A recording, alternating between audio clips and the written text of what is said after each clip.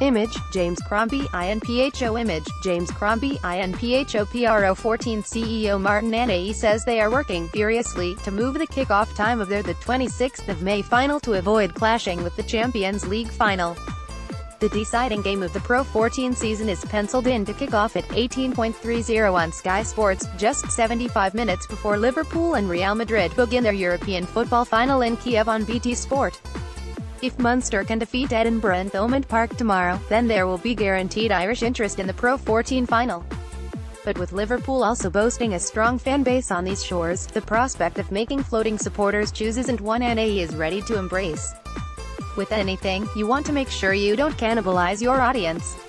Anayi said yesterday after IR Sport announced a 3-year deal to broadcast the Pro14.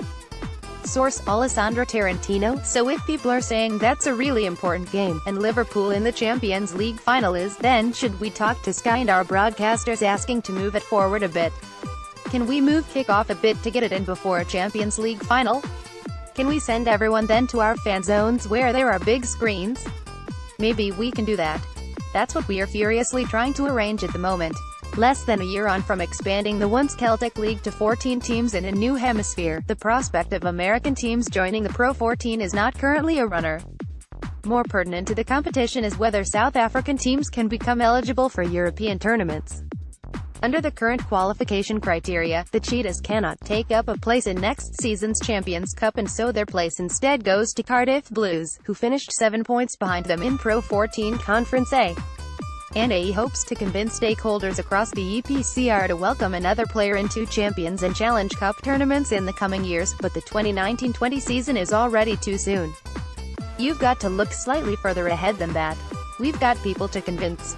We're not the only people who play in that competition, there are lots of different stakeholders. But if we can convince them that it's good for them, not just for our league, then we've a pretty good shot of it happening in the not-too-distant future. Dermot Wrigley, commercial. Source, Billy Stickland, INPHO. Anayi echoed the sentiment of outgoing Cheetahs boss Rory Duncan, who felt South African clubs would have to make their case for European involvement by regularly making their way to the knockout stage of the Pro14. Duncan's side have held up their end of the bargain as they land in Wales today for a knockout clash with Scarlets, and the hope is that the Kings can present as a steadier ship after a difficult season in the new league. When there's no promotion, relegation, European qualification is our jeopardy.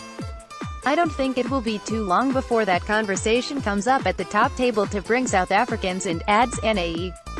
Whether that's called Europe anymore is another thing, the Russians are already playing in it. I just think it would be a really sensible way forward, because we've spent quite a lot of time and energy making a meritocracy.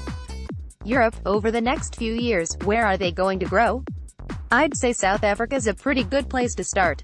IR Sports snap-up Irish Pro14 writes, in 3-year deal, I was sitting at home, probably feeling sorry for myself. Arnold boosted by Schmidt's call, I'm probably going through the back door. Ruddock happy in the club game.